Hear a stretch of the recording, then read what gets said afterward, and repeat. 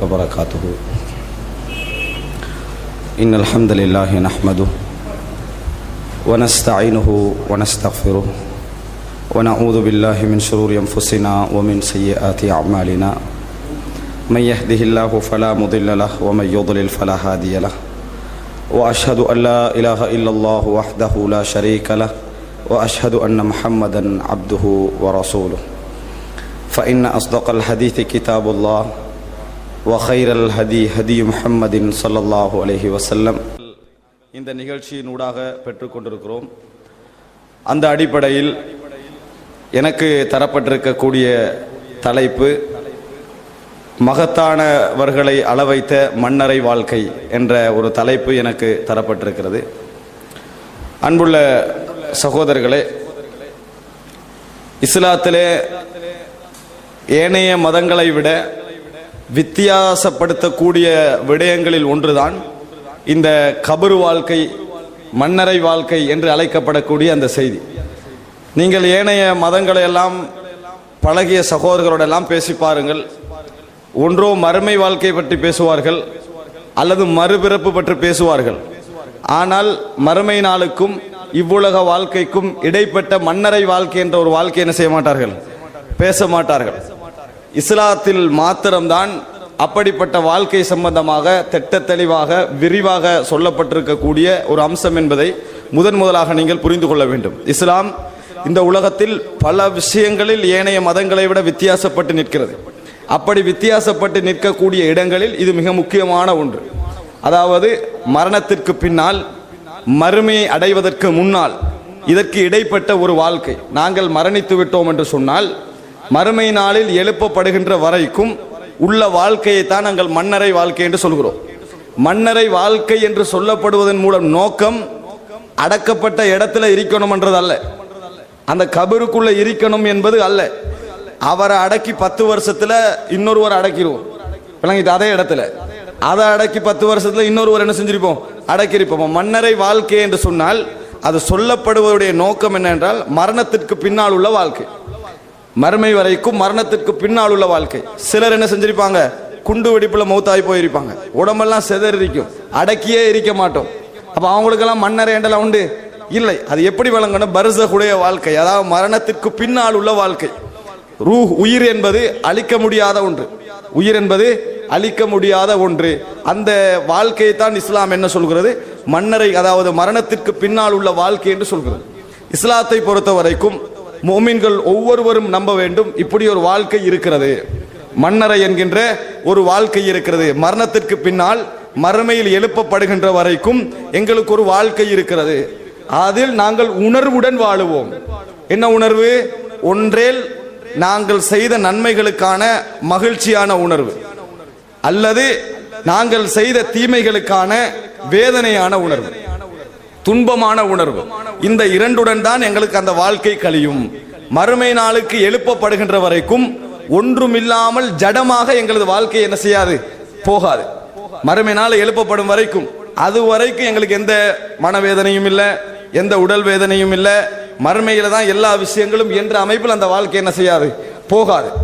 மரணத்திற்கு பின்னால் வேதனைகளை நாங்கள் அனுபவிப்போம், அல்லது மகிழ்ச்சிகளை என்ன செய்வோம், அனுபவிப்போம்.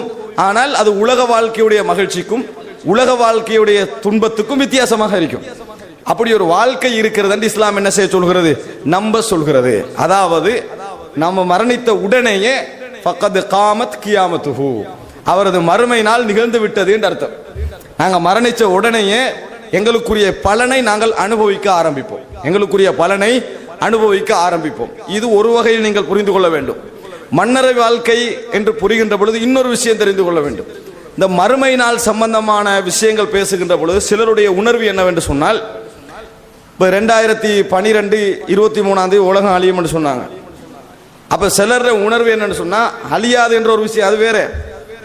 அழியிறத ஒரு 1000 வருஷத்துக்கு பிறகுதான் அழியும், இன்னும் 2000 வருஷத்துக்கு பிறகுதான் அழியும், நிச்சயமா நான் வாழக்குள்ள என்ன செய்யாது, அழியாது என்ற மாதிரி தான் நிறைய பேர் நம்பிக்கையில் இருக்குது. மறுமையினால் நான் மௌத்தாயின போது தான் என்ன செய்யும், வரும் என்பது மாதிரி நிறைய பேருடைய சிந்தனையில் இருந்து கொண்டிருக்கிறது. ஆனால் ஒன்றை புரிந்து கொள்ளுங்கள், மறுமையினால் எப்பவும் வரலாம், ஆனால் மரணம் அவசரமாக வந்துடும். மரணம் என்ன செஞ்சிடும், அவசரமாக வந்துடும். நாங்க மறுமை நாள்ல பயப்படுறது எதை? நாங்க மௌத்தாகிறோம் தான் என்ன செய்யறோம்? பயப்படுறோம். மறுமை நாளன்று நாங்கள் எதை பயப்படுகிறோம்? மறுமை நாளண்டா நாங்கள் அன்றைக்கு மரணிச்சிருவோம், அதான் பயப்படுறோம். அந்த சத்தத்தோடு நாங்கள் மரணித்து விடுவோம் என்றதானே பயப்படுறோம். இப்ப மறுமை நாள் வந்ததோ இல்லையோ, மரணம் எங்களுக்கு அவசரமா என்ன செஞ்சிடும்? வந்துடும். எல்லாரும் மரணத்தை பார்க்கத்தானே போறோம். அதனால மறுமை நாள் என்கின்ற பகுதியை நாங்கள் தூரமாக சிந்திப்பதை விட மரணம் என்பது எனது மறுமை நாள் நினைச்சு பாருங்க. மரணம் என்பது ஒவ்வொருவருடைய மறுமை நாள் என்று நினைத்து பார்த்தீர்கள் என்று சொன்னால் நாங்கள் மறுமை நாளுக்கு மிகவும் அண்மையில் இருக்கிறோம் என்ற உணர்வோடு என்ன செய்வோம்? இருப்போம். இது இரண்டாவது நாங்கள் புரிந்து கொள்ள வேண்டிய விஷயம். மறுமை நாள் ஒவ்வொருவரை விட்டு தூரமாக இருந்தாலும் மரணம் என்பது ஒவ்வொருவருக்கும் பக்கத்தில் இருந்து கொண்டிருக்கிறது. இந்த உணர்வு இந்த கபர் வேதனை சம்பந்தமான விஷயங்களை நாங்கள் படிக்கின்ற பொழுது எமக்கு ஏற்படும் என்பது நிச்சயம். அன்புள்ள சகோதரர்களே, இன்னொரு விடயம், இந்த மரணம் போன்ற விடயங்கள், சக்கராத்துடைய விஷயங்கள், கபருடைய வேதனைகள், அதற்கு பின்னால் ஏற்படக்கூடிய மறுமை நாள், இது போன்ற விஷயங்களை அடிக்கடி அடிக்கடி ஞாபகப்படுத்துவதுடைய நோக்கம் என்ன? நீங்கள் பார்க்கலாம், மக்காவிலே ஆரம்பமாக இறங்கிய வசனங்களை பற்றி ஆயிஷா ரதியல்லாஹு அன்ஹா அவர்கள் சொல்லுகின்ற பொழுது, ஆயிஷா ரதியல்லாஹு அன்ஹா சொல்கிறார்கள், ஆரம்பமாக மக்காவில் இறங்கிய வசனங்கள் எல்லாம் மறுமையையும் சொர்க்கத்தையும் நரகத்தையும் மக்களுக்கு சொல்லித்தான் இறங்கின. முதலாக சாராயம் அருந்தாதே, விபச்சாரம் செய்யாதே என்று வசனம் இறங்கி இருந்தால் நாங்கள் அதை ஏற்க மாட்டோம் என்று நீங்கள் சொல்லி இருப்பீர்கள் என்று ஆயிஷா ரலியல்லாஹு அன்ஹா சொல்றாங்க. இந்த செய்தி முஸ்லிம்ல நீங்கள் பார்க்கலாம். அப்ப ஆரம்பமாக இறங்கிய வசனங்கள் எல்லாம் ஈமானை தக்ரீர் பண்ணக்கூடிய வசனங்கள், ஈமானை உறுதிப்படுத்தக்கூடிய விஷயங்கள், மறுமை நாளுடைய நம்பிக்கை, கபருடைய நம்பிக்கை, மரணத்திற்கு பின்னால் உள்ள வாழ்க்கையுடைய நம்பிக்கை, இவைகளை உள்ளத்தில் அழுத்தி பதிவு செய்வதற்காகத்தான் அந்த வசனங்கள் இறங்கின. அந்த செய்தியில நீங்க பாருங்க, அந்த வசனங்கள் இறங்கி மனதிலே ஒரு பெரிய பதிவு ஏற்பட்ட பின்னால சாராயம் அருந்தாதே என்று சொன்ன உடனே என்ன செஞ்சாங்க? சாராயத்தை விட்டார்கள். விபச்சாரம் செய்யாதே சொன்ன உடனே விபச்சாரத்தை விட்டார்கள். களவெடுக்காதே களவை விட்டார்கள். ஏன் அவசரமாக விட்டார்கள்? அந்த உள்ளத்திலே மறுமை நாளுடைய அனைத்து பதிவுகளையும் அந்த ஆரம்ப சூறாக்கள், ஆரம்ப வசனங்கள் பதிவு செய்து விட்டன. இந்த பதிவு ஏற்படாதவர்களால் இந்த உலகத்தில் ஒரு நல்ல மாற்றம் ஏற்பட முடியாது. மறுமை நாள் இல்லைன்னு வைங்க, சொர்க்கம் நரகம் சம்பந்தமான நம்பிக்கை மனதில் பதியலை என்று வைங்க, கபரு வேதனை சம்பந்தமான நிகழ்வுகள் பதியலை என்று வைங்க, சக்கராத்தையும் மரணத்தையும் நாங்கள் ஒழுங்காக புரிஞ்சு கொள்ள என்று வைங்க, நீங்க 1000 உரைகள் கேளுங்கள், 1000 பயான் கேளுங்கள், 1000 முறை குர்ஆன் ஓதுங்கள், 1000 நிகழ்வுகளை பாருங்கள், எந்த மாற்றத்தையும் காண மாட்டீங்க. எந்த மாற்றத்தை என்ன செய்ய மாட்டீங்க? காண மாட்டீர்கள். அந்த மாற்றம் எப்படி தெரியுமா இருக்கும்? ஒரு நாள் மாற்றமாக இருக்கும், அரை நாள் மாற்றமாக இருக்கும், அப்படித்தான் மாற்றமாக இருக்குமே ஒழிய ஒரு முழுமையான மாற்றம் காண வேண்டும் என்றால் அடிக்கடி அடிக்கடி மரணம் சம்பந்தமாக, கபரு வேதனைகள் சம்பந்தமாக, மறுமை நாளுடைய விஷயங்கள் சம்பந்தமாக எங்களுக்கு அறிவுறுத்தப்பட வேண்டும். உரைகள் நாங்கள் அடிக்கடி கேட்க வேண்டும். தொடர்பிலே இருக்க வேண்டும். தொடர்ச்சியான ஒரு தொடர்பிலே இருந்தால்தான் எங்கள் இதயம் என்ன செய்யும்? ஈரமாக இருந்து கொண்டே இருக்கும். இன்றைக்கு எனக்கும் உங்களுக்கு மத்தியில் ஒரு மிகப்பெரிய கவலை என்ன? ஏன் என்னால் கூடுதலாக வணங்க முடியவில்லை, கூடுதலாக இபாதத்தை செய்ய முடியவில்லை? கொஞ்சம் உலக விஷயங்களை கொஞ்சம் ஒதுக்கி, முழுமையாக ஒரு அளவு ஒதுக்கி மார்க்க விஷயத்தில் ஈடுபட முடியவில்லை. ஏன் சில பாவங்களை விட முடியவில்லை? இது எல்லோருடைய கவலை. அதுக்காக வேண்டி மார்க்க உரைகளை கேட்கிறாங்க, நிறைய விஷயங்களை ஈடுபடுகிறார்கள், ஆனால் அவங்களால் என்ன செய்ய முடியவில்லை? மாற்றம் காண முடியவில்லை என்கின்ற ஒரு வேதனை இருந்து கொண்டிருப்பதை பார்க்கிறோம். அதனால் கபரு வேதனையுடைய சப்ஜெக்டை தெரிந்து கொள்வதற்கு முன்னால் முக்கியமான ஒரு விஷயத்தை தெரிந்து கொள்ள வேண்டும். மாற்றம் என்பதை நாங்கள் எதிர்பார்க்கிறோமே, எங்கள் ஒரு மாற்றம் வரும் நாங்கள் எதிர்பார்க்கிறோம். எல்லோரும் மரணிக்கின்ற வரைக்கும் ஒரு முஃமின் மாற வேண்டும் என்ற சிந்தனை இருந்து கொண்டே இருக்க வேண்டும். ஒன்றுல மாறினா இன்னொன்று என்ன செய்யும்? அவனை உறுத்தி கொண்டிருக்க வேண்டும். இப்படி மாறுவது ஏன் எங்களுக்கு கஷ்டமாக இருக்கிறது சொல்லுங்க பாப்போம். மாற வேண்டும் என்று நாங்கள் நினைப்பதில் இஹ்லாஸ் இல்லை. நாங்க மாற வேண்டும் என்று நினைக்கிறோமே, மாற முடியுமா இல்லையா என்பது இரண்டாவது அம்சம். மாற வேண்டும் என்று நினைக்கிறோமே, அதுல இஹ்லாஸ் இல்லை. அதுதான் எங்களால் மாற முடியாமல் இருக்கக்கூடிய ஒரு அம்சம். இப்போ ஒருவர் வட்டியை விட்டு மாறணும் என்று அல்லாஹ்ட்ட துஆ கேட்கிறார். யா அல்லாஹ், நான் வட்டியை விட்டு என்ன செஞ்சிடணும்? மாறிடணும். கேட்கக்குள்ளேயே அவரோட உள்ளத்துல என்ன தெரியுமா? ஒரு 6 மாசம் போகட்டும், இந்த பிசினஸ் முடிஞ்ச உடனே என்ன செஞ்சிரு? மாத்தி விடு அப்படின்னு என்ன உள்ளத்துக்குள்ள வச்சு நேரடியா சொல்றது இல்ல. யா அல்லாஹ் மாற வேண்டும் என்று கேட்கக்குள்ளேயே அதை அட்டாச் பண்ணிக்கிறது. 6 மாசத்துக்கு பிறகு சினிமாவை என்னது? சினிமாவை விட்டு விட வேண்டும் என்று இளைஞர்கள் துஆ கேட்கிறாங்க. துஆ கேட்கிற நேரத்தில் என்ன? கடைசியா வாரத்தை தவிர அவர் நினைச்சுக்கிறது அவராக உள்ளத்துக்குள்ள போட்டு வச்சிருப்பார். விளங்கிட்டா? நேரடியா சொல்றது இல்ல, இதோட முடிச்சிடும். விளங்கி எப்படி? இதான் கடைசி, இதோட முடிச்சிடும். அதோட நான் என்ன செஞ்சிருவேன்? மாறிடுவேன். யா அல்லாஹ், எப்படியாவே சினிமா உடனும் அந்த உணர்வோட கடைசியோட வச்சுக்கிறாரு. துஆல இஹ்லாஸ் இருக்குதா? விட வேண்டும் என்பதில் இஹ்லாஸ் இருக்கிறதா? இல்லை. அதே நேரத்தில் இன்றைக்கு நான் சுபஹு தொழணும் அப்படின்னு நினைக்கக்குள்ள நான் இன்றைக்கு 2 மணிக்கு படுக்கிறேன் தானே, அதனால இன்றைக்கு தவிர நாளையிலிருந்து என்ன செய்யணும்? சுபஹு தொழணும். அப்படி ஒரு முடிவு. கொஞ்சம் பேர் இன்றையிலிருந்து தொழணும் என்று மாறுவாங்க, லுஹருக்கு மாறி இருப்பார்கள். எப்படித்தான் முடிவு எடுப்பாங்க?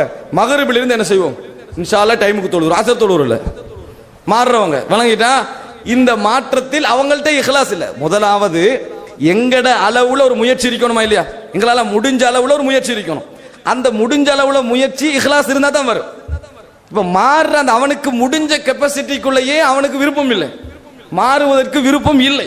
இப்ப மாறுவதற்கு விருப்பம் இல்லாத அல்லாஹ்ட்ட துஆ கேட்கிறாரு, மாறணும் மாறணும்னா அல்லாஹ் உதவி செய்வதற்கு எங்கள்கிட்ட முதலாவது ஒரு அளவு இஹ்லாஸ் இருக்கணும். மாற்றத்துல முடிஞ்ச பகுதியில் இஹ்லாஸ் இருக்கணும், முடியாத பகுதிக்கு இறைவன் உதவி செய்வான். இப்ப நிறைய பேருடைய பிரார்த்தனைகள் இந்த மாற்றம் விஷயத்தில் அங்கீகரிக்கப்படாமல் இருப்பதற்கான அடிப்படை காரணமே அதுதான். நாங்கள் கேட்கின்ற பிரார்த்தனையில் இஹ்லாஸ் இல்லை, நாங்கள் கேட்கின்ற அந்த எடுக்கிற முடிவில் இஹ்லாஸ் இல்லை என்பதுதான் அடிப்படையான காரணம்.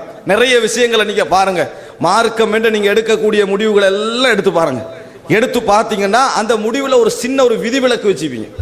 அந்த முடிவு எடுக்கக்குள்ளேயே ஒரு சின்ன ஒரு விதிவிலக்கு, இதை தவிர அதை தவிர இன்றைக்கு மட்டும் நாளைக்கு மட்டும் என்னது ஒரு செய்தி வச்சிருப்பீங்க.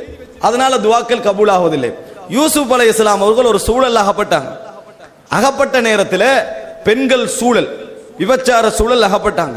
அப்ப அந்த நேரத்தில் யூசுப் அலைஹிஸ்ஸலாத்துடைய உள்ளம் தூண்டுகின்ற வகையில் தான் அந்த சூழல் இருந்தது. இப்ப அந்த நேரத்தில் அந்த பெண்மணி சொல்றா, நான் தான் அவரை விபச்சாரத்துக்கு அழைத்தேன். ஒரு சபையில பெண்களை வச்சுக்கண்டு நான் தான் இவரை விபச்சாரத்துக்கு கூப்பிட்டேன் என்று சொன்னதுக்கு பின்னால் அந்த இடத்துல விபச்சாரம் நடந்ததுன்னு வைங்களேன், யூசுப் மேல குத்தம் வருமா? யூசுப் அலைஹிஸ்ஸலாம் மேல குத்தம் வராது. ஏன்? அந்த நிலைமையில இவள் தான் நிர்பந்திச்சுக்கிறான்னு விளங்கும். அப்ப யூசுப் அலைஹிஸ்ஸலாம் அந்த பெண்மணி சொல்றா, விபச்சாரத்துக்கு இவர் என்னது கட்டுப்படவில்லை என்றால் என்ன நடக்கும் தெரியுமா? அவர் சிறையில் அடைக்கப்படுவார். ஒலைய கூனம் மினசாகரி, அவரு அதாவது தாழ்ந்தவர்களில் ஒருவராக மாறிவிடுவார், ரிமண்டுக்கு போவார், ஜெயிலுக்கு போவார். இப்ப யூசுப் அலைஹிஸ்ஸலாம் அந்த பாவத்திலிருந்து தவிர்க்கிறதுக்குரிய இஹ்லாஸ பாருங்க. அவர் என்ன சொல்றார் தெரியுமா? கால ரப்பி சிஜ்னு அஹப்பு இலைய மிம்மா யதுஊனனி இலை. யா அல்லாஹ், இவர்கள் அழைப்பதை விட சிறைச்சாலை எனக்கு மிகவும் சிறந்தது. அப்ப யூசுப் அலைஹிஸ்ஸலாம் ஒரு முடிவில் இருக்கிறார், நான் விபச்சாரத்திலிருந்து தப்பணும், ஜெயிலுக்கு போனாலும் பரவாயில்ல. அதுல தப்புறதுக்கு ஜெயிலுக்கு போனாலும் பரவாயில்ல, தப்பணும். அப்ப முதலாவது அந்த சூழல் அகப்படுவதற்கு முன்னால எங்கட முயற்சி எப்படி இருக்கணும் தெரியுமா? ஜெயிலுக்கு போனாலும் பரவாயில்ல, இது இருந்து நான் தப்பணும். அதனால தான் யூசுப் அலைஹிஸ்ஸலாம் சொல்றார், கால ரப்பி சிஜ்னு அஹப்பு இலைய மிம்மா யதுஊனனி இலை. அவர்கள் அழைப்பதை விட எனக்கு சிறைச்சாலை சிறந்தது. ஜெயில்ல போட்டாவது என்னை காப்பாத்திருவா. இல்லா தஸ்ரிஃப் அன்னி கைதஹுன்ன அஸ்பு இலைஹின்ன வ அகும் மினல் ஜாஹிலீன். நீ அவர்களுடைய சதியை விட்டு என்னை காப்பாற்றாது விட்டால், திசை திருப்பாது விட்டால் நானும் இந்த தவறில் என்ன செய்வேன்? விழுந்து விடலாம். அதனால ஜெயில போட்டாவது என்னை காப்பாத்திரு, நான் ஜெயிலுக்கு ரெடி. இதிலிருந்து தப்புவதற்கு நான் ஜெயிலுக்கு ரெடி. தப்பு செஞ்சா தான் ஜெயில், தப்புலிருந்து தப்புவதற்கு நான் ஜெயிலுக்கு ரெடி. அப்ப இந்த மாதிரி நாங்க முடிவு எடுத்துக்கிறோமா? இப்ப அல்லாஹ் தஆலா சொல்றான், அவர்களுடைய தீங்குகளை விட்டு நாம் யூசுப் அலைஹிஸ்ஸலாத்தை காப்பாற்றினோம். ஏன் தெரியுமா? இன்னஹு மின் இபாதினல் முஹ்லஸீன், அவர் எங்களது இஹ்லாசுள்ள அடியார்களில் ஒருவராக இருந்தார். எமது இஹ்லாசுள்ள அடியார்களில் ஒருவராக இருந்தார். பாவத்தை விட வேண்டும் என்று அவர் நினைத்ததில் அவருக்கு 100க்கு 100 இஹ்லாஸ் இருந்தது. ஆனா நம்மட துஆக்கல்ல பாவத்தை விடுகிறதுல என்ன பயான் கேட்டாலும் என்ன உரை கேட்டாலும் அல்லாஹ்வுடைய உதவி வருவதற்கு ஒரு தடையாக இருக்கிற என்ன தெரியுமா? நாங்க ஒரு விதிவிலக்கு வச்சுக்கொண்டிருக்கிறோம். இது நிறைய காரணம் நாங்கள் மாற முடியாது. நீங்க நினைச்சு பாருங்க, நீங்க எதுல எதெல்லாம் மாறணும்னு நினைக்கிறீங்களோ, எதுல எல்லாம் நல்லா வரணும்னு நினைக்கிறீங்களோ, எதுல எதெல்லாம் கூடணும்னு நினைக்கிறீங்களோ, அதுல மெயின் தடையாக இருக்கிறது சூழலை விட உங்களோட உள்ளத்தில் உள்ள இஹ்லாஸ்.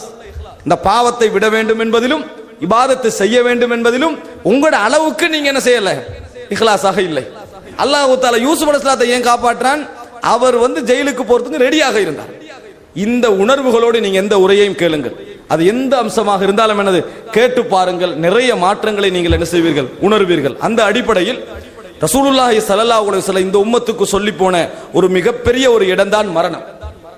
உபதேசத்திற்கு கஃபாபில் மௌத்தி வாஇதா என்று சொல்வார்கள். எப்படி?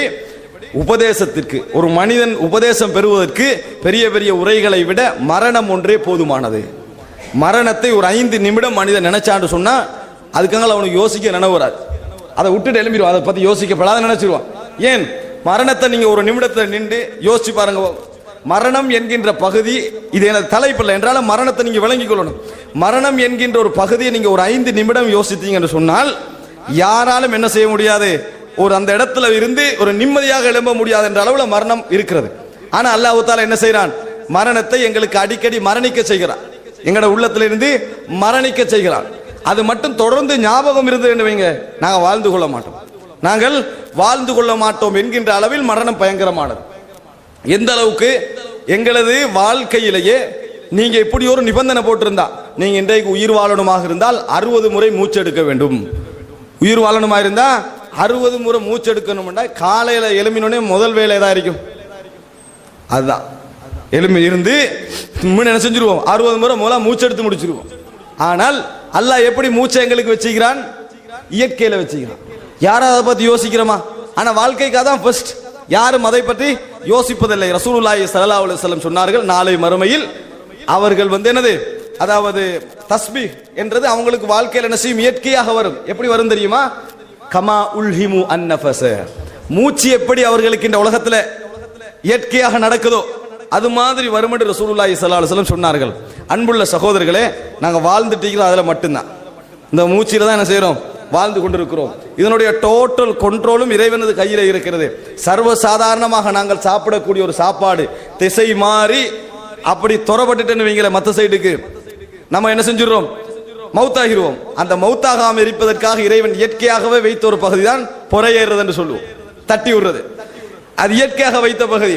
மரணிக்கணும் என்று இறைவன் எழுதிவிட்டால் பொறையேறாது, மௌத்தாகிடுவோம், அவ்வளவுதான். இதெல்லாம் அல்லாஹ் தஆலா எங்களுக்கு தந்த ஒரு தனிப்பட்ட ரீதியான ஒரு பாதுகாப்பு. மூச்சு என்று நீங்க நினைத்து பாருங்கள், அந்த ஒன்றில் தான் நம்மளோட வாழ்க்கை என்ன செய்கிறது, தங்கி இருக்கிறது. ஆனா மனிதன் என்ன செய்யறான், அதை மறந்துடுறான்.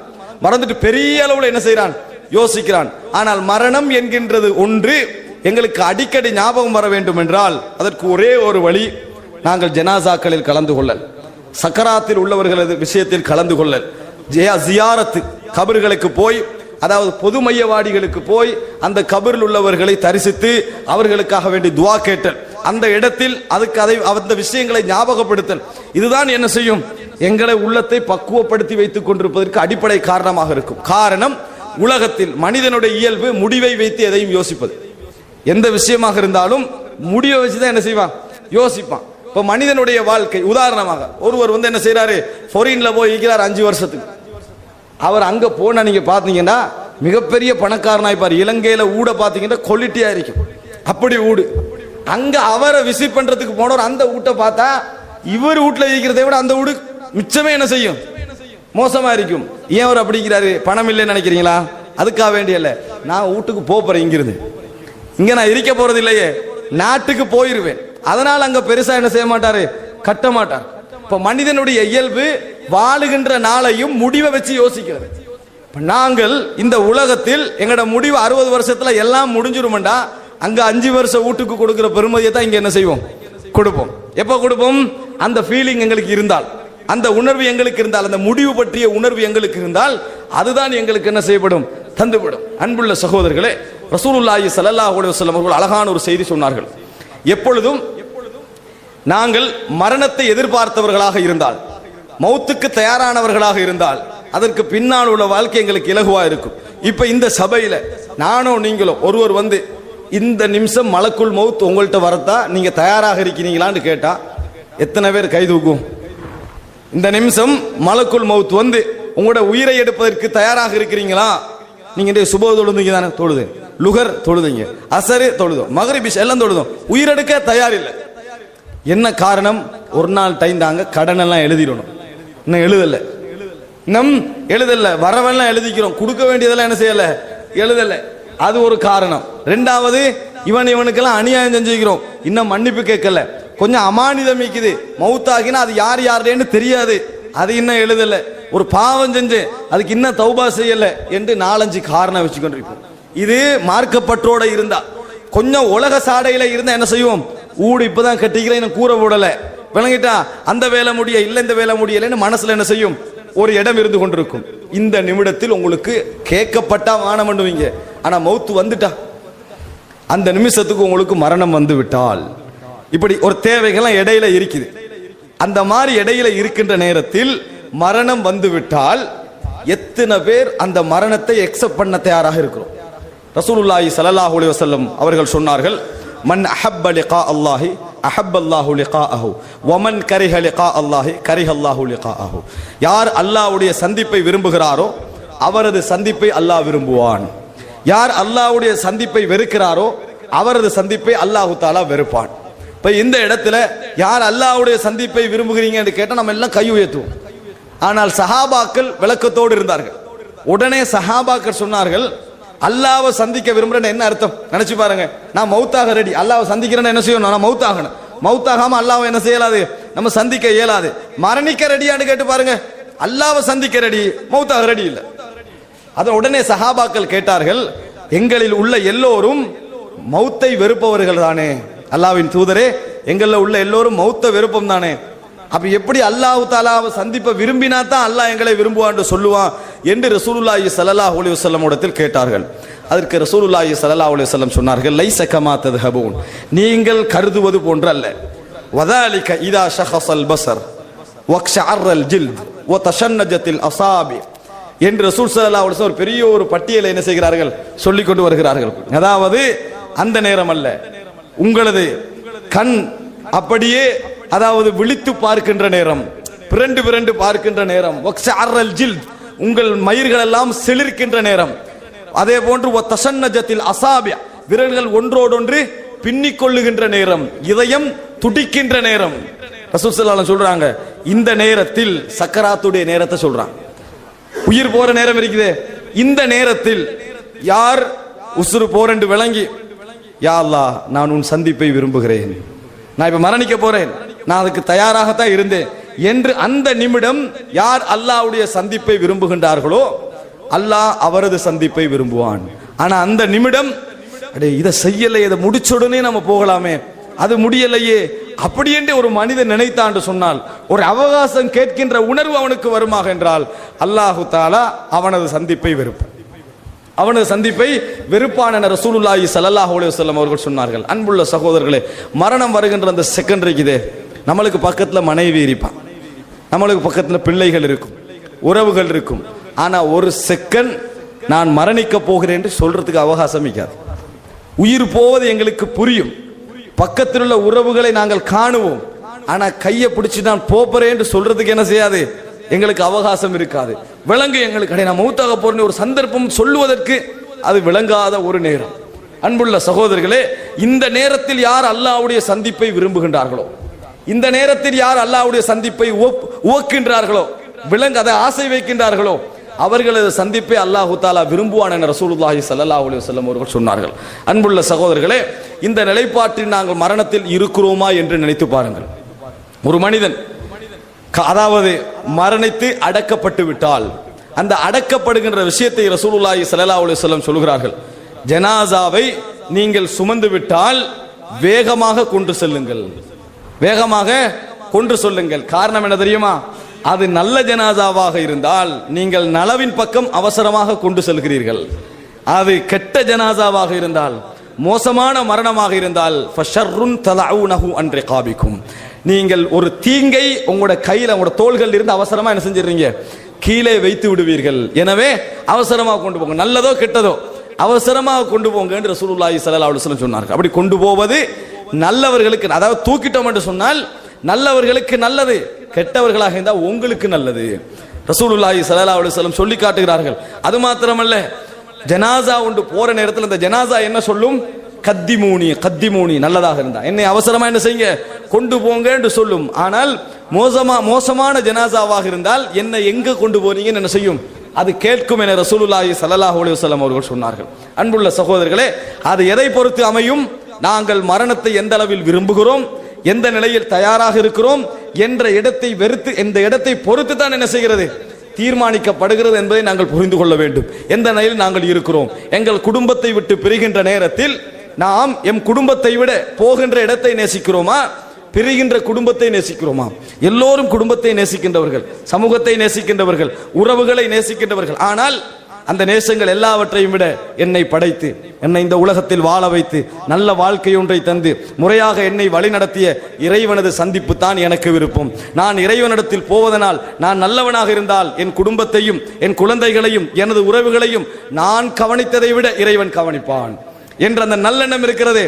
அப்படி உள்ள ஒருவனால் தான் இறைவனின் பக்கம் என்ன செய்ய முடியும், நாட்டம் வைக்க முடியும். சகோதரர்களே, அன்புள்ள சகோதரர்களே, ரசூலுல்லாஹி ஸல்லல்லாஹு அலைஹி வஸல்லம் அவர்கள் இந்த ஜனாசாவுடைய விஷயங்களில் நிறைய விடயங்களை எங்களுக்கு கற்றுத் தந்திருக்கிறார்கள். நபி அவர்கள் கபருடைய விஷயங்களை பற்றி சொல்கின்ற பொழுது சொன்னார்கள், ஒரு முறை அதாவது சூரிய கிரகணத்திற்காக தொழுதார்கள். தொழுது முடித்துவிட்டு மக்களை பார்த்து நபி அவர்கள் சொன்னார்கள், நான் இதற்கு முன்னால் எதையெல்லாம் காட்டப்படவில்லையோ அத்தனையும் எனது இந்த இடத்தில் காட்டப்பட்டது. இன்றைக்கு தொழுத நேரத்தில் எனக்கு காட்டப்பட்டது, வ இன்னக்கும் துப்தலூன ஃபீ குபூரிக்கும், நீங்கள் வைன்னக்கும் துஃப்தனூன ஃபீ குபூரிக்கும் மிஸ்ல ஃபித்னத்தி தஜ்ஜால், அதாவது அவ் கரீபம் மின்ஹா, நீங்கள் உங்கள் கபர்களில் தஜ்ஜால் வந்தால் எப்படி சோதிக்கப்படுவீர்களோ அந்த அளவில் உங்கள் கபர்களில் சோதிக்கப்படுவீர்கள். உங்களது அடக்க கஸ்தலங்களில் எப்படி தஜ்ஜாலுடைய காலம் வந்தால் நீங்கள் ஃபித்னாவுக்கு உள்ளாகுவீர்களோ அந்த அளவிலான சோதனை உங்கள் கபர்களில் உங்களுக்கு கிடைக்கும், அல்லது கிட்டத்தட்ட அதே அளவிலான சோதனை என்ன செய்யும், உங்களுக்கு கிடைக்கும் என ரசூலுல்லாஹி ஸல்லல்லாஹு அலைஹி வஸல்லம் சொன்னார்கள். கபர்ல அடக்கப்பட்டால் நம்ம நல்ல முறையில் வாழ்ந்தோமே என்று மட்டும் முடியாது.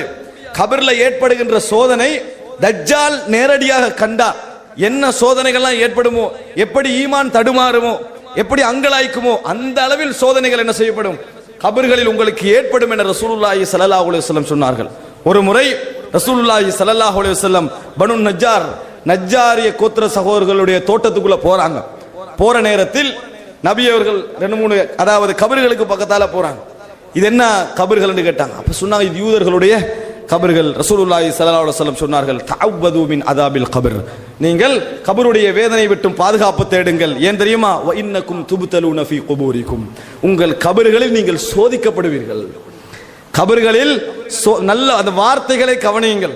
எங்கட ஈமான் அந்த இடத்துல என்ன செய்யும், சோதிக்கப்படும் என்பதை போன்ற வார்த்தைகளை ரசூலுல்லாஹி ஸல்லல்லாஹு அலைஹி வஸல்லம் என்ன செய்கிறார்கள், சொல்லி காட்டுகிறார்கள். அப்ப கபரு நீங்க அடக்கப்பட்ட பின்னால் உங்களுக்கு சோதனை நிச்சயம் இடத்தை விளங்குங்க.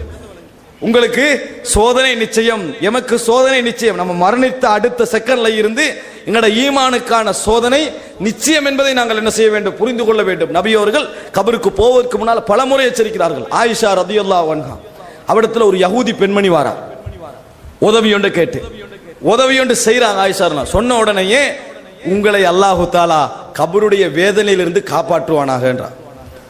கபருடைய வேதனையிலிருந்து காப்பாற்றுவானாக. ஆயிஷா ரதியல்லாஹு அன்ஹாக்கு இது புதுசு. அப்படி சொன்ன உடனே கபர் வேதனை சம்பந்தமான செய்திகளை நபி அவர்கள் பிற்காலத்தில் தான் நிறைய சொன்னார்கள். அப்ப சொன்ன உடனே ஆயிஷா ரதியல்லாஹு அன்ஹா புதுசு அவரை நிறுத்தி வச்சுட்டாங்க. ரசூல் ஸல்லல்லாஹு அலைஹி வஸல்லம் வந்த உடனே இவ என்ன இப்படி சொல்றா அப்படி என்று சொல்லி ரசூலுல்லாஹி ஸல்லல்லாஹு அலைஹி வஸல்லம் இடத்தில் விளக்கம் கேட்கிறார்கள். ரசூலுல்லாஹி ஸல்லல்லாஹு அலைஹி வஸல்லம் அவர்கள் சொன்னார்கள், என்னது, தஅவ்வது, பாதுகாப்பு தேடுங்க என்று சொன்னாங்க. அஊது பில்லாஹி மின் ஃபித்னத்தில் கபர் வ மின் ஃபித்னத்தித் தஜ்ஜால். ரசூல் ஸல்லல்லாஹு அலைஹி வஸல்லம் சொல்கிறார்கள், நான் அவ சொன்ன உடனே கபருடைய வேதனை விட்டும் கபருடைய சோதனைகள் விட்டும் பாதுகாப்பு தேடுகிறேன், தஜ்ஜாலுடைய சோதனையிலிருந்து பாதுகாப்பு தேடுகிறேன் என ரசூலுல்லாஹி ஸல்லல்லாஹு அலைஹி வஸல்லம் அவர்கள் யூத பெண்மணியுடைய வார்த்தை உண்மைப்படுத்தினார்கள். அன்றைய தினம் தொடக்கம் நபி அவர்கள் ஒவ்வொரு தொழுகையிலும் அதிகமாக கபரு வேதனை விட்டு பாதுகாப்பு தேடுவதை நான் பார்த்தேன். ரசூலுல்லாஹி ஸல்லல்லாஹு அலைஹி வஸல்லம் நபி அவர்கள் ஒவ்வொரு தொழுகையிலும் பாதுகாப்பு தேடுவதை பார்த்தேன். ஒன்றை புரிந்து கொள்ள வேண்டும், ரசூலுல்லாஹி ஸல்லல்லாஹு அலைஹி வஸல்லம் அவர்களுக்கும் சக்கராத் வந்தது. நபி அவர்களும் வேதனையில் துடித்தார்கள். அதை ஆயிஷா ரதியல்லாஹு அன்ஹா பார்த்துட்டு சொல்றாங்க, நபி அவர்கள் உலகத்தில் சிறந்த ஒரு மனிதரே, அவர் சக்கராத்தை அனுபவித்ததை பார்த்த பின்னால் இந்த உலகத்தில் எவரும் சக்கராத் இல்லாமல் மரணிப்பதை நான் விரும்பவில்லை என்றான் ஆயிஷா ரதி. ஏன், இவ்வளவு நெருக்கமாக இருந்த ஒரு மனிதரை இந்த சோதிக்கப்பட்டாருன்னா எல்லாரும் இந்த சோதனை என்ன செய்யணும், அனுபவிக்க வேண்டும் என்று ஆயிஷா ரதியல்லாஹு அன்ஹா அந்த வேதனையில சொல்றாங்க. ரசூலுல்லாஹ்ங்கட சக்கராத்தை கண்டுட்டு சொன்னாங்க. அந்த நபி அவர்கள் என்ன செய்யறாங்க, அடிக்கடி பாதுகாப்பு தேடுவதை நான் பார்த்தேன். தொழுகையில நாங்க அடிக்கடி என்ன செய்றோம், அல்லாஹும்ம இன்னி அஊது பிக்க மின் அதாபில் கபர், யா அல்லாஹ் கபருடைய வேதனையிலிருந்து பாதுகாப்பு தேடுகிறோம். இன்னக ஹமீதுன் மஜீத் என்று சொன்ன பின்னால் நபி அவர்கள் தொழுகையில் அதிகம் கேட்டது அதான். எது? அல்லாஹும்ம இன்னி அஊது பிக்க மின் அஸாபில் கப்ர். யா அல்லாஹ் கபருடைய வேதனை விட்டு நான் பாதுகாப்பு தேடுகிறேன். அடிக்கடி நம்ம வாழ்க்கையில கேட்டுக்கிறோம். காரணம், கபருடைய வேதனை நபி அவர்கள் நரகத்துடைய வேதனையின் அளவுக்கு பாதுகாப்பு தேடுகிறார். நரகத்துடைய வேதனை அளவுக்கு பாதுகாப்பு தேடுகிறார். ஆனா ஒப்பிட்டு பார்த்தீங்கன்னு சொன்னால், நாங்க நல்லவர்களாக இருந்தால் கபர் என்ன செய்யணும்? நல்ல கபர் உண்டாகத்தான் இருக்கணும். நரகத்திலிருந்து நம்ம பாதுகாப்பு தேடணும். ஆனா ரசூல் ஸல்லல்லாஹு அலைஹி வஸல்லம் என்ன செய்றாங்க? கபருடைய வேதனையிலிருந்து அதிகமாக பாதுகாப்பு தேடினார்கள் என்ற செய்தியை நாங்கள் பார்க்கிறோம். அன்புள்ள சகோதரர்களே, இந்த செய்திகள் எல்லாம் கபரு வேதனை என்பது எங்களுக்கு நிச்சயம். கபரு வேதனை என்பது நிச்சயம். ஃபிரௌனுடைய குடும்பத்தை பற்றி அல்லாஹ் தஆலா சொல்லுகின்ற பொழுது வரலாற்றிலே பார்க்கிறோம். அபூ ஹுரைரா ரலியல்லாஹு அன்ஹுடைய ஒரு வளமை இருந்தது. காலையில் ஒரு சத்தம் போடுவார், மாலையில் ஒரு சத்தம் போடுவார். அபூ ஹுரைரா ரலியல்லாஹு அன்ஹு என்ன அல்லாஹ் தஆலா குர்ஆனிலே சொல்லுகிறான், நரக நெருப்பு இருக்கிறதே ஃபிரௌனுடைய குடும்பத்திற்கு காலையிலும் மாலையிலும் காட்டப்பட்டு கொண்டிருக்கிறது. நரக நெருப்பு காலையிலும் மாலையிலும் என்ன செய்கிறது? காட்டப்பட்டு கொண்டிருக்கிறது என்று சொல்லி அல்லாஹ் குர்ஆன்ல சொல்றான். அபூ ஹுரைரா ரலியல்லாஹு அன்ஹு காலை தாண்டின உடனே சொல்லுவாங்க, நரகம் காட்டப்பட்டு விட்டது. ஃபிரௌனுடைய குடும்பத்திற்கு நரகம் காட்டப்பட்டு விட்டது. மக்கள் எல்லாம் உடனே என்ன செய்வாங்க? அந்த சத்தத்தை கேட்ட உடனேயே அந்த நரக வேதனை விட்டு நாங்கள் பாதுகாப்பு தேடுகிறோம். மாலையிலே அபூ ஹுரைரா என்ன செய்வாரு? அதே விஷயத்தை சொல்லுவாரு. இப்ப ஃபிரௌனுடைய குடும்பத்துக்கு மாலையில் என்ன செஞ்சது? காட்டப்பட்டு விட்டது என்று சொல்லுவாங்க. அப்படின்னா என்ன? மரணிக்க கூடியவர்களில் மோசமானவர்களுக்கு இந்த நிலை என்ன செய்கிறது? இருக்கிறது என்பதை நாங்கள் என்ன செய்ய வேண்டும்? புரிந்து கொள்ள வேண்டும். இப்ப மறுமை நாள் வந்துட்டா ஃபிரௌனுடைய சமுதாயத்திற்கு, ஃபிரௌனுடைய குடும்பத்துக்கு மறுமை நாள், நரகம் காட்டப்படுறதுக்கு மறுமை நாளாது. மறுமை நாள் அப்படின்னா என்ன? கபர் வேதனை. அப்படின்னா என்ன? கபரு வேதனை என்பதை புரிந்து கொள்ள வேண்டும். அன்புள்ள சகோதரர்களே, கபருடைய விசாரணை நாங்கள் தெரிந்து கொள்ள வேண்டும். விசாரணை தெரிந்து கொள்வதற்கு முன்னால் ஒரு முக்கியமான அடிப்படை என்ன தெரியுமா?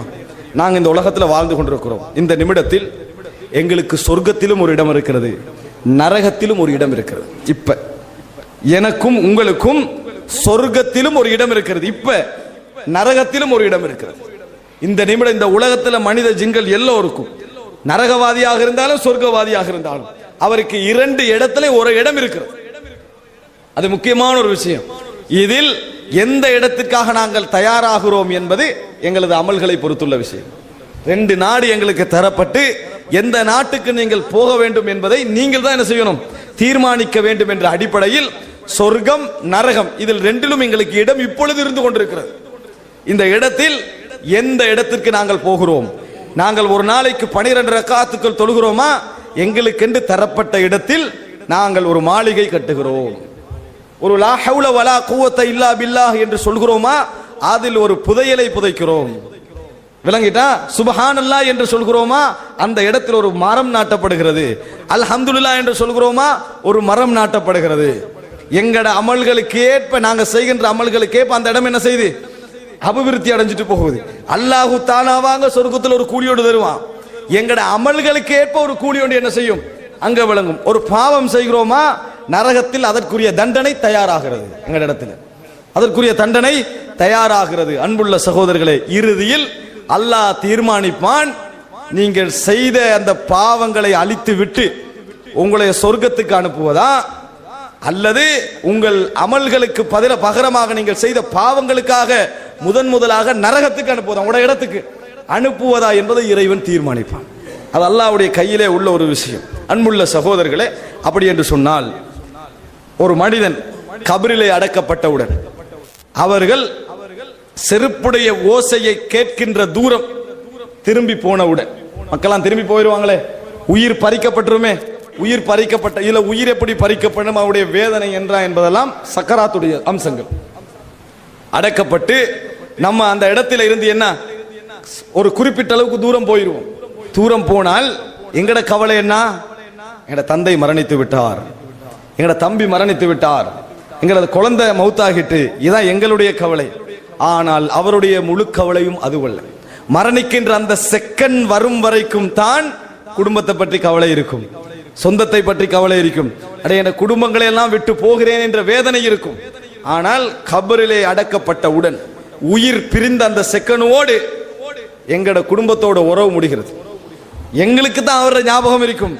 அவர் மோசமானவராக, ஒரு கெட்ட மனிதராக, தவறு செய்தவராக நாங்கள் இருப்போம் என்றால் எங்களுக்கும் அவருக்குள்ள தொடர்பு முடிந்து விடுகிறது. கபர்ல அடக்கப்பட்ட நேரத்தில் நம்ம கொஞ்சம் தூரம் போயிட்டோமா, நாங்க போய் முடிவதற்கு முன்னால் 2 மலக்குமார்கள் அந்த இடத்துக்கு வருவார்கள். விளங்கிட்டா? 2 மலக்குமார்கள் வந்து என்ன கேட்பார்கள்? அவரை இருப்பட்டுவாங்க, அந்த இடத்துல இருப்பட்டுவாங்க. ரசூல் ஸல்லல்லாஹு அலைஹி வஸல்லம் சில ஹதீஸ்கள் வருகின்றன, அவருக்கு ரூஹ் திருப்பி அனுப்பப்படும், உயிர் திருப்பி அனுப்பப்படும். இந்த உயிர் திருப்பி அனுப்பப்படும் என்று இருக்கிறது, இது மறுமை நாளில் எப்படி திருப்பி எடுக்கப்படும் அது மாதிரி அல்ல, இது ஒரு வித்தியாசமான முறையில். அதை நான் விளங்கப்படுத்துறேன். நம்ம உயிர் போயிட்டு உயிர் திருப்பி அனுப்பப்படும் மறுமை நாள்ல தான், 2ஆம் முறை தான், 3ஆவது முறை என்று இல்லை. ஆனா இந்த இடத்தை பொறுத்த வரைக்கும் உயிர் திருப்பி அனுப்பப்படும் என்பது ஒரு வேறொரு தொடர்பு, அதை நான் விளங்கப்படுத்துகிறேன். அந்த இடத்தில் அவருக்கு உயிர் திருப்பி அனுப்பப்பட்டு யுஜ்லிசானி, அவரை இருப்பட்டும். 2 கேள்வி அல்லது 3 கேள்வி அறிவிப்புகளை வரது, பெரிய கேள்வி எல்லாம் இல்ல. அந்த கேள்வியை நல்லா பாடமாக்கிட்டு போனீங்கன்னா பதில் சொல்லலாம்னு நினைச்சிடக்கூடாது. விளங்கிட்டா? அந்த இடத்தில் எங்கட சிந்தனைக்கு ஏற்ப கேள்வி கேட்கப்பட போவதில்லை. நல்லா படிச்சு அவர் கேட்கிற கேள்விக்கு அந்த கேள்வியை நீங்க பாத்தீங்கன்னா மிக மிக மிக மிக இலகுவான ஒரு கேள்வி. மன் ரப்புக, முதலாவது கேள்வி என்ன? உமது இறைவன் யார்? அபூ ஜஹல்கிட்ட கேட்டாலும் அல்லாஹ் என்று சொல்லுவான், அபூ லஹப்ட்ட கேட்டாலும் அல்லாஹ் என்று சொல்லுவான். குர்ஆன் அல்லாஹ் சொல்றானா இல்லையா? வானங்கள் பூமியை படைத்தது யாருன்னு கேட்டா என்ன சொல்லுவாங்க? அல்லாஹ் என்று சொல்லுவாங்கன்னு சொல்றாங்க. அப்ப அந்த இடத்துல என்ன எதிர்பார்க்கப்படுது தெரியுமா? மன் ரப்புக, உமது இறைவன் யார் என்ற கேள்வியின் மூலம் நீ யாரை வணங்கி கொண்டிருந்தாய். அதான் சில அறிவிப்புகள் வருது, நல்ல மனிதனாக இருந்தால் அபுதுல்லாஹ, அல்லாஹ்வை வணங்கி கொண்டிருந்தேன். இந்த பதில் யாருக்கும் சொல்ல இயலாது, நல்லவர்களை தவிர. அல்லாஹ்வை நான் வணங்கி கொண்டிருந்தேன் என்று பதில் சொல்லுவார்கள். இது யோசிச்சு சொல்ற பதில் அல்ல, உங்களோட உள்ளத்திலிருந்து வர வேண்டிய பதில். நீங்க நல்ல மனிதராக இருந்தால் வரும். இந்த வார கஷ்டம் இருக்கிறதே, அதைத்தான் ரசூலுல்லாஹி ஸல்லல்லாஹு அலைஹி வஸல்லம் சோதனை என்று சொன்னார்கள். அது ரசூலுல்லாஹ் என்னோட இடத்துல விளங்கப்படுத்துறாங்க. அன்புள்ள 2வது கேள்வி என்ன? மா தகூலு ஃபி ஹாதர் ரஜுல், அல்லது மா குன்த தகூலு ஃபி ஹாதர் ரஜுல், இந்த மனிதரை பற்றி நீ என்ன சொல்லிக் கொண்டிருந்தாய்? ரசூல் ஸல்லல்லாஹு அலைஹி வஸல்லம் அவர்களை பத்தி கேட்கப்படும், நீ என்ன சொல்லிக் கொண்டிருந்தாய்? நல்ல மனிதன் என்ன சொல்லுவாரு? இவர் அல்லாஹ்வுடைய தூதர், இவர் அல்லாஹ்வுடைய தூதர், அவர் செய்திகளை சொன்னார், நாங்கள் நம்பினோம், அதை பின்பற்றினோம் என்று சொல்லுவோம். அன்புள்ள சகோதரர்களே, இதுதான் கபரிலே கேட்கப்படக்கூடிய 2 கேள்வி. இந்த கேள்விக்கு நாங்க பதில் சொல்லிட்டோம் என்று சொன்னால் அடுத்ததெல்லாம் எங்களுக்கு கிடைக்க போறதெல்லாம் நல்ல விஷயம். அதுக்கு மாற்றமாக நாங்கள் மாறி பதில் சொன்னோம் என்றால் எப்படி பதில்? உனது இறைவன் யார் என்றால் எனக்கு தெரியாது.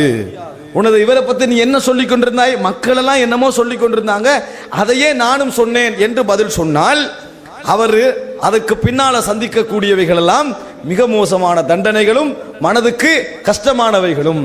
ஆனால் இந்த பதிலை நீங்கள் நினைச்சு பாருங்க, எங்களிடத்தில் இந்த பதில் ஒரு பெரிய ஒரு விஷயமா? பதில் இலகுவா சொல்லலாமா இல்லையா? இந்த தல்கீன் என்ற அந்த பிதஅத்தான அமல் வந்ததற்கு காரணம் இந்த இடத்தை சரியான முறையில் விளங்காமை. இந்த இடத்தை சரியான முறையில் விளங்க சொல்லி பதில் அது கிடைக்காது. நம்ம விளங்கி பாடமாக்கியெல்லாம் என்ன செய்யாது, அந்த பதில் கிடைக்காது. நாங்கள் நல்லவர்களாக வாழ்ந்திருந்தால், சிறந்தவர்களாக வாழ்ந்திருந்தால், முஃமின்களாக வாழ்ந்திருந்தால் அந்த மனிதனுக்கு அந்த பதில் என்ன செய்யும்? இயற்கையாக வரும், இயற்கையாக அது வரும். தூக்கத்தில் உள்ள ஒரு மனிதர் அவருடைய விஷயங்களை பேசுற நேரத்தில் உண்மையான மனநிலை தான் என்ன செய்யும்? வரும். தூக்கத்தில் ஒரு மனிதர் இருக்கிறாரு, அவர் எல்லா விதமான நடவடிக்கையும் அவர் செய்வாரு, ஆனா அவருடைய செயல்பாடுகள் எல்லாம் உண்மையான செயல்பாடுகளா இருக்கு, அவருடைய சிந்தனையில் வரக்கூடிய உண்மையான செயல்பாடுகளா இருக்கு. அது போன்று அவர் யோசிச்செல்லாம் பதில் சொல்ல மாட்டாரு. அந்த இடத்துல அவர் எப்படி வாழ்ந்தாரோ அதுக்கேற்ற மாதிரி என்ன செய்வாரு? பதில் சொல்லுவார். இல்லை என்றா தானே எல்லாரும் மாறி நல்ல பதில சொல்லிட்டு போய்த்துருவாங்க. பதில் என்ன செய்வார்? சொல்லுவார். கெட்ட மனிதராக வாழ்ந்திருந்தார் தவறாக பதில் சொல்லுவார். நல்ல மனிதராக, நல்ல வாழ்க்கையோடு நல்ல முறையாக வாழ்ந்திருந்த மனிதர் கேள்வி கேட்கப்பட்டால் சிறந்த முறையில் அந்த பதில். இது எவ்வளவு நேரத்தில் நடக்க போகுது தெரியுமா?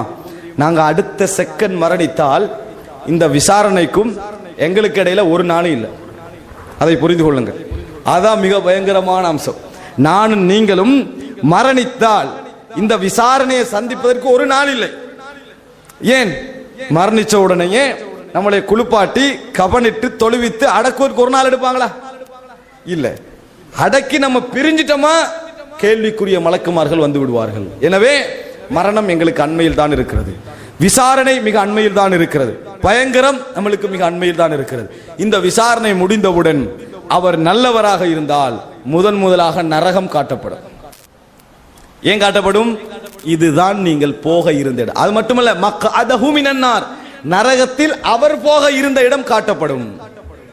நரகத்தில் அவர் போயிருந்தா எந்த இடம் என்ற அந்த இடம் என்ன செய்யப்படும்? காட்டப்படும். நீ இந்த இடத்தான் போக இருந்தாய், நீ செய்த நன்மைகளின் காரணமாக உங்களுக்கு சொர்க்கம் என்னது வழங்கப்பட்டிருக்கிறது. தீய மனிதராக இருந்தால் சொர்க்கம் காட்டப்படும். அல்லாஹு தஆலா எங்களை அந்த மனிதர்களில் ஆக்கிவிடக் கூடாது. சொர்க்கம் காட்டப்படும், நீங்கள் போக இருந்த இடம் இது. இந்த வார்த்தைக்கு தானே நான் சொல்லுகின்ற நேரத்தில் வேணுமென்றால் ஒரு செய்தியாக இருக்கலாம். கபருடைய விசாரணை நேரத்தில் நீங்கள் போக இருந்த இடம் இது என்ற வார்த்தைக்கு தானே.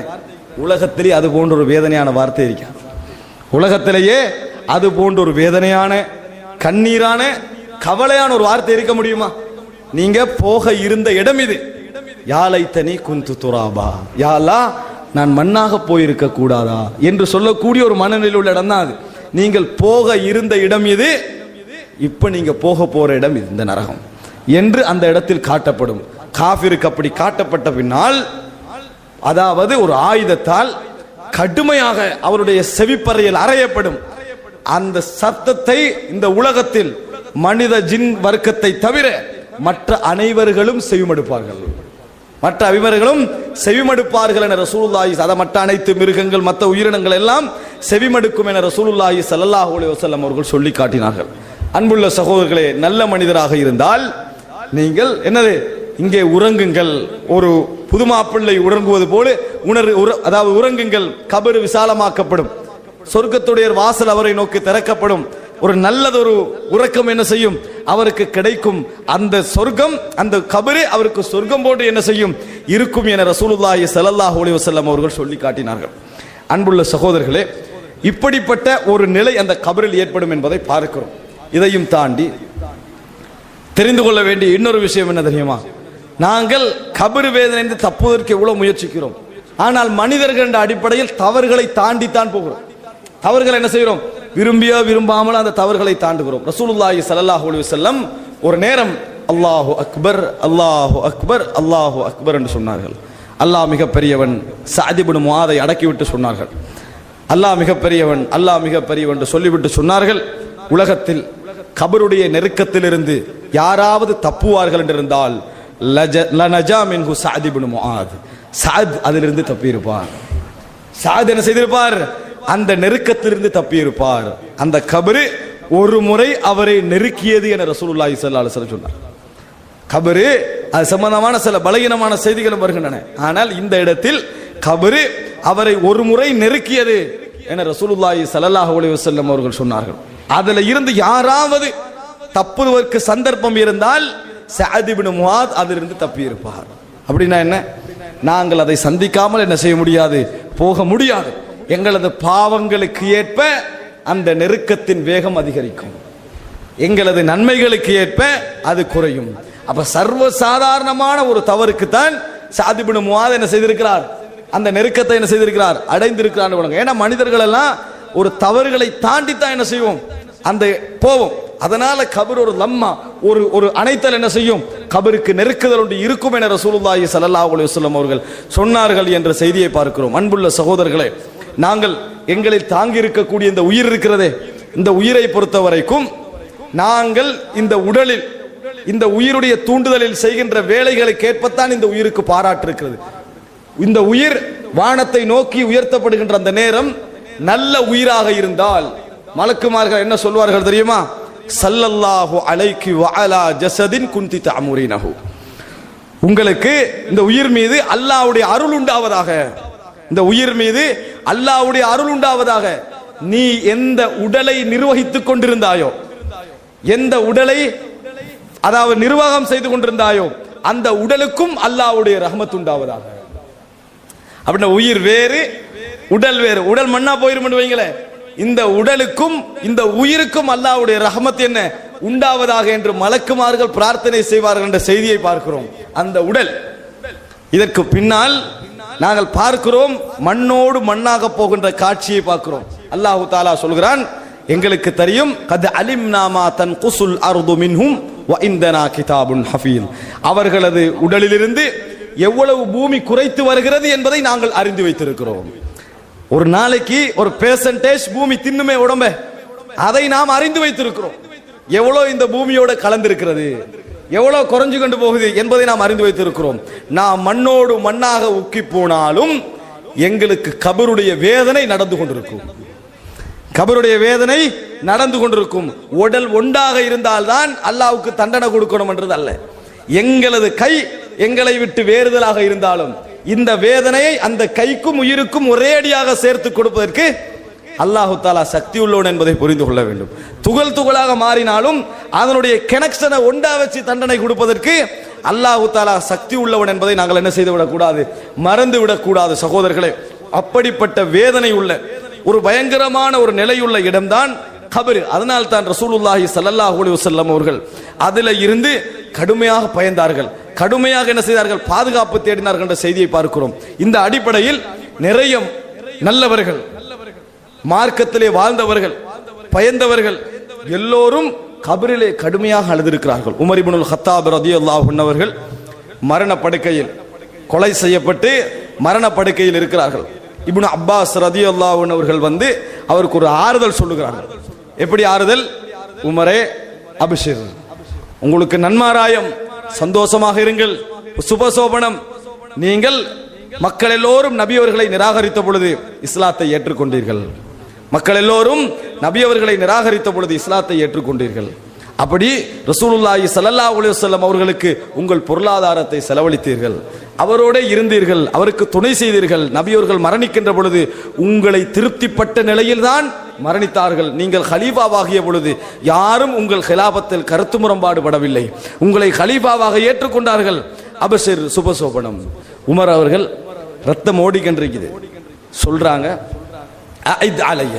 திருப்பி சொல்லுங்க. நான் இப்னு அப்பாஸ் திருப்பி சொன்னாங்க, அதாவது வேதனை நான் சொல்லுகிறேன், திருப்பி சொன்னார்கள். சொன்ன பின்னால் உமர் அழுது கொண்டு சொன்னார், அல்லாவின் மீது ஆணையாக இந்த உலகத்தில் தங்கம் வெள்ளி எவ்வளவு இருக்கிறதோ அத்தனையும் எனக்கு சொந்தமாக இருந்து இப்பொழுது நான் அடைந்து கொண்டிருக்கின்ற வேதனையிலிருந்து தப்ப முடியும் என்றால் அதை நான் கொடுத்து தப்பியிருப்பேன். உமர் இப்னுல் கத்தாப் ரலியல்லாஹு அன்ஹு. அன்புள்ள சகோதரர்களே, உமர் இப்னுல் கத்தாபுடைய மனோநிலை இந்த இடத்தில் இப்படி இருக்கிற மின் ஹவலில் மத்லா. அவர் அந்த இடத்தை மட்டும் சொல்லல, அதை தொடர்ந்து இதற்கு பின்னால வரக்கூடிய ஆரம்பங்களை சொல்கிற மத்லா என்ற ஆரம்பம். இந்த நிலை தொடர போற நிலை, இதுல இருந்து நான் பாதுகாப்பு தேட முடியும் என்பதால் இந்த உலகத்தை அர்ப்பணம் என்ன செய்திருப்பேன். உஸ்மான் ரலியல்லாஹு அன்ஹு அவர்கள் எப்பொழுது கபருக்கு பக்கத்திலே வந்து நின்றால் கண்ணீர் விட்டு அழுவார்கள், கண்ணீர் விட்டு அழுவார்கள். அப்பொழுது அவரிடத்தில் கேட்கிறார்கள், நீங்கள் சொர்க்கத்தை சொன்னால் அழுவதை காணவில்லை, நரகத்தை சொன்னால் நான் அழுவதை காணவில்லை, ஆனால் கபருக்கு பக்கத்திலே இருக்கின்ற நேரத்தில் இந்த மாதிரி கண்ணீர் வடிக்கிறீர்களே, எதன் காரணமாக நீங்கள் கண்ணீர் வடிக்கிறீர்கள்? அந்த நேரத்தில் உஸ்மான் ரலியல்லாஹு அன்ஹு அழுது கொண்டு சொன்னார்கள், இன்னல் கப்ர அவ்வலு மனாசிலில் ஆகிரா. கபர் இருக்கிறதே, நீங்கள் மறுமை நோக்கிய பயணத்தில் முதல் இடம், மறுமை நோக்கிய பயணத்தின் முதல் இடம். அதில் இருந்து நீங்கள் தப்பிவிட்டீர்கள் என்று சொன்னால், கபருடைய வேதனையில் இருந்து நீங்கள் தப்பிவிட்டீர்கள் என்று சொன்னால், ஃபமா பஅதஹு ஐஸர், அதற்கு பின்னால் வரக்கூடிய எல்லாமே இலகுவானவைகள், அதற்கு பின்னால வரக்கூடிய எல்லாமே உங்களுக்கு என்னது, சந்தோஷமானவைகள். ஃபஇல்லம் யன்ஜு ஃபமா பஅதஹு அஷத், அதிலிருந்து நீங்கள் தப்பவில்லை என்றால் அதற்கு பின்னால் வரக்கூடிய ஒவ்வொன்றும் உங்களுக்கு கஷ்டமானவைகள், ஒவ்வொன்றும் உங்களுக்கு கஷ்டமானவைகள் என்று சொல்லி உஸ்மான் ரலியல்லாஹு அன்ஹு அவர்கள் அழுதார்கள் என்ற செய்தியை பார்க்கிறோம். அன்புள்ள சகோதரர்களை, நிறைய இஸ்லாமிய அறிஞர்கள், நல்ல முறையில் வாழ்ந்தவர்கள், மார்க்கப்பட்டோடு இருந்தவர்கள் எல்லாம் இந்த கபருடைய வேதனை என்கின்ற நேரத்தில் கடுமையாக பயந்தார்கள் என்ற செய்தியை பார்க்கிறோம். ஆனால் இன்றைக்கு நீங்கள் எடுத்து பாருங்கள், எங்களோடு உள்ள நிலையை, கபர் விஷயத்தில், ஜனாசாவுடைய விஷயத்தில் ஒரு காலத்தில் இருந்த அச்சம், ஒரு காலத்தில் இருந்த பயம் இன்று மாறி வருவதை பார்க்கிறோம். கபருடைய அச்சத்தை மாறி வருவதை பார்க்கிறோம். செல்போன்களுடைய வளர்ச்சியின் காரணமாக, வீடியோ டெக்னாலஜியுடைய வளர்ச்சியின் காரணமாக ஜனாசாக்களை வீடியோ எடுப்பதற்கு தான் முன் வருகிறார். கபரில் தன் தாய் அடக்கப்படுகின்ற நேரம் கண்ணீர் வடித்து பிரார்த்திக்க வேண்டியவர்கள் அந்த நிகழ்வை வீடியோ எடுக்கிறார்கள். அன்புள்ள சகோதரர்களே, நினைத்து பார்க்கணுமா இல்லையா? மறுமை இது நம்ம விளையாட்டா செய்கிறோம். மறுமை நாளுடைய வாழ்க்கையில் சொர்க்கமா நரகமா என்கின்ற ஒரு பகுதி நமது கேமராவுடைய நிலைமைக்கு இன்றைக்கு வந்து விட்டது என்று சொன்னால், எங்களது உள்ளங்களிலிருந்து என்ன இந்த வாழ்க்கையுடைய இந்த அம்சங்கள் எல்லாம், ஈமானிய அம்சங்கள் எல்லாம் ஒரு விளையாட்டுக்குரிய இடங்களாக மாறி வருவதை பார்க்கிறோம். இவ்வளவு பெரிய இறையச்சமுடையவர்கள், மார்க்கப்பட்டுள்ளவர்கள் எல்லாம் கபருடைய வேதனையை நினைக்கின்ற பொழுது கண்ணீர் வடிக்கிறார்கள் என்று சொன்னால், அழுகிறார்கள் என்று சொன்னால், ஏன் நாங்கள் இதை சிந்திக்கிறோம் இல்லை? ரசூலுல்லாஹி ஸல்லல்லாஹு அலைஹி வஸல்லம் அவர்கள் ஒரு கபருக்கு பக்கத்தால் நடந்து அதாவது கபர் அடக்கப்பட்டவுடன் அந்த கபருக்கு பக்கத்தால் செல்லுகிறார்கள். அந்த நேரத்தில் சொல்லுகிறார்கள், அதாவது சலூலஹுல்லாஹு தஸ்பீத், அவருக்காக வேண்டி நீங்கள் இப்பொழுது உறுதிப்பாட்டை கேளுங்கள், உறுதிப்பாட்டை அவரிடத்தில் கேளுங்க, அல்லாஹ்விட்ட கேளுங்க, அல்லாஹ் அவருக்கு உறுதியை கொடு, தஸ்பீத்தை கொடு என்று துஆ கேளுங்கள். ஏன் தெரியுமா? ஃபஇன்னஹுல் ஆன யுஸ்அல், அவர் இப்பொழுது விசாரிக்கப்பட்டு கொண்டிருக்கிறார், அவருக்கு விசாரணை நடந்து கொண்டிருக்கிறது.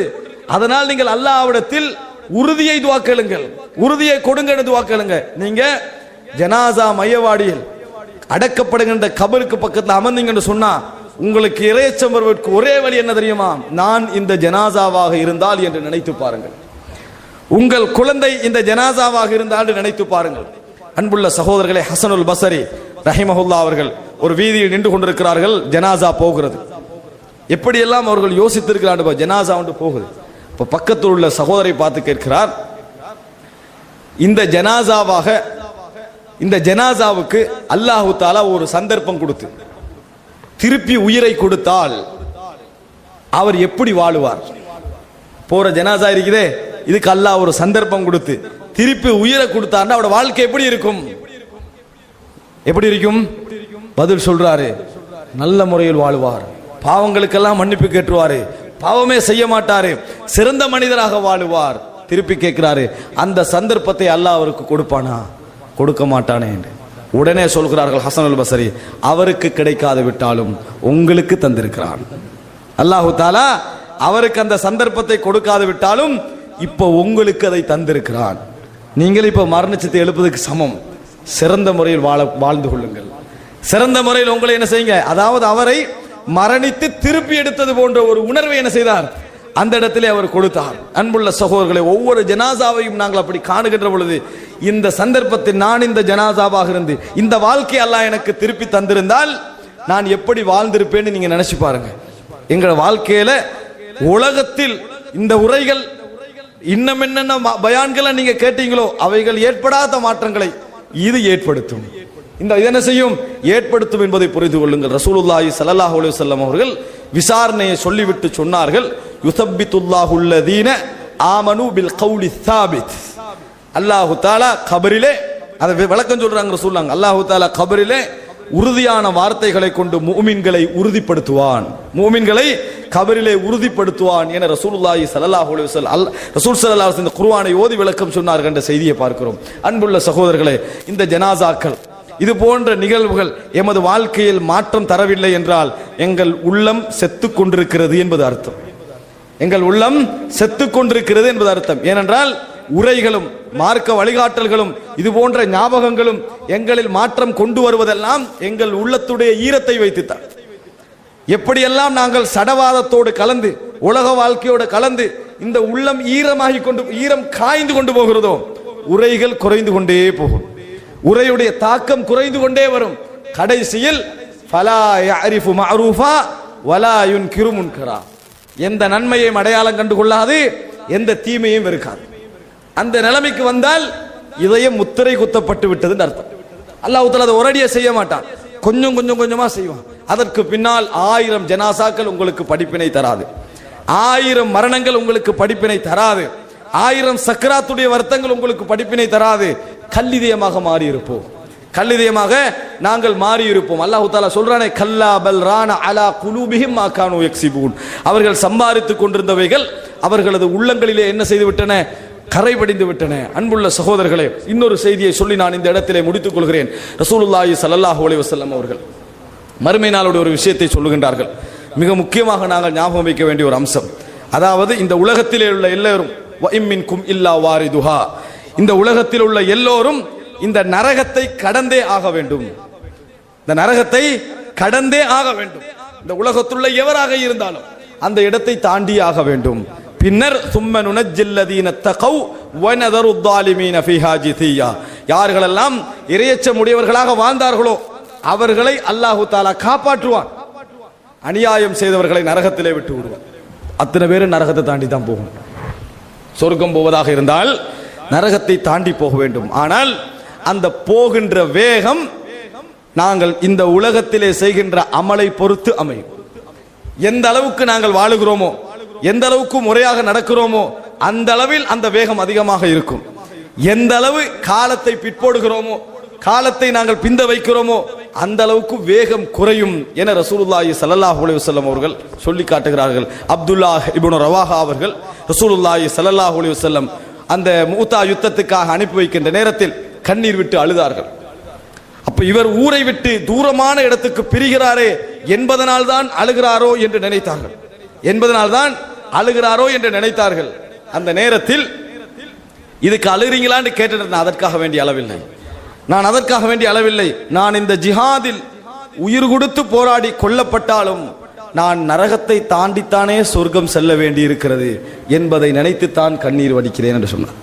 அதை தாண்டித்தானே நான் சொர்க்கம் செல்ல வேண்டி இருக்கிறது என்பதை நினைத்துத்தான் கண்ணீர் வடிக்கிறேன் என்று சொன்னார்கள். அன்புள்ள சகோதரர்களே, எனவே எங்களது வாழ்க்கையில் நல்ல மாற்றங்கள் வர வேண்டும் என்றால் இது போன்ற மறுமையோடு, மரணங்களோடு, எமது மரணத்துக்கு பின்னால் உள்ள நிகழ்வுகளோடு சம்பந்தப்பட்ட விடயங்களை எங்கள் வாழ்க்கையில் நாங்கள் மனதிலே பதிய வைத்துக் கொள்ள வேண்டும்.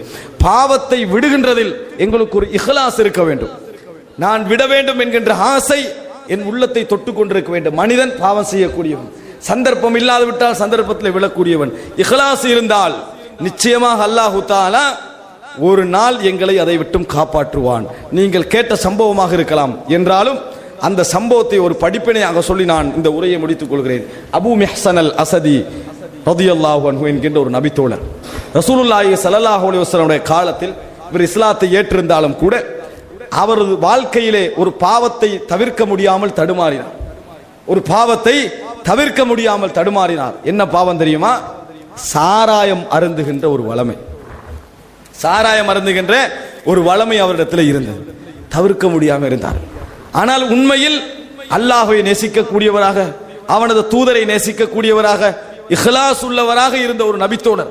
ஆனா இந்த வளமை என்ன செய்ய முடியவில்லை, அவரால் தவிர்க்க முடியவில்லை. நபி அவர்கள் அவருக்கு ஹத்தடித்தார்கள். அபூபக்கருடைய ஆட்சி காலம் ஹத்தடிக்கப்படுகிறது, உமர் ரலியல்லாஹுடைய ஆட்சி காலம் ஹத்தடிக்கப்படுகிறது. என்ன செய்யறாருல, அவர் ஒரு மிக இஹ்லாஸ் உள்ள ஒரு நபி. ஆனா அவரால் இது என்ன செய்ய முடியவில்லை, தடுமாறுறாரு. ஆனால் பாவத்தை விடுவதில் அவருக்கு ஒரு பெரியோர் இஹ்லாஸ் இருந்தது. அதை அவருடைய வரலாறு சொல்லி காட்டுகிறது. காதிசியா யுத்தம் நடக்கிறது.